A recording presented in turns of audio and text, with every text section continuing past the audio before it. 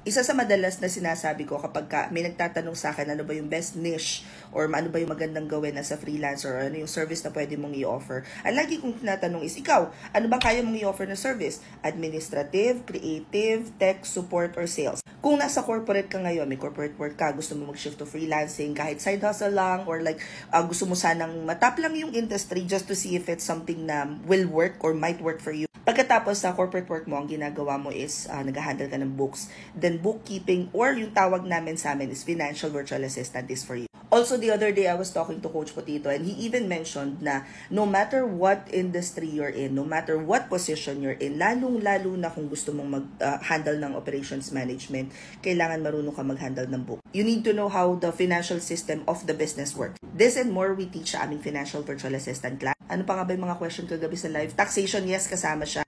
Pagdating sa platforms, kung QBO ba or Zero, guys, you have to remember, etong mga platforms na to, magkakaiba lang sila ng itsura, interface. Pero yung functionalities, kapag alam mo na kung paano i-handle sa isa, madali mo naman na navigate yung ibang platform. And while our class have certificates, you have to remember na depende sa kung anong hahawakan mo na system, pwede kang mag-take dun mismo sa platform na yon para magpa-certify dun sa mismong platform na yon. Hindi namin sasabihin sa inyo at bubuladasin namin kayo na okay na yung cert mo sa amin. No! But if you're into bookkeeping, guys, then I highly recommend our National Virtual Assistant class by Mami Ladi. Imagine, for the price of 999 pesos, meron kayong 2 live sessions, pagkatapos meron kayong 2 weeks na internship, pagkatapos mag-application book na tayo, final activity, mock interview, saka namin kayo isa-certify na nag-take kayo ng class namin. And registration is very easy. If you guys wanna i-click nyo lang itong link sa bio ko pagkatapos it will open this page. Now, after opening this page, makikita nyo sa may bandang gitna, tatas nyo lang yan, open classes, hahanapin nyo 999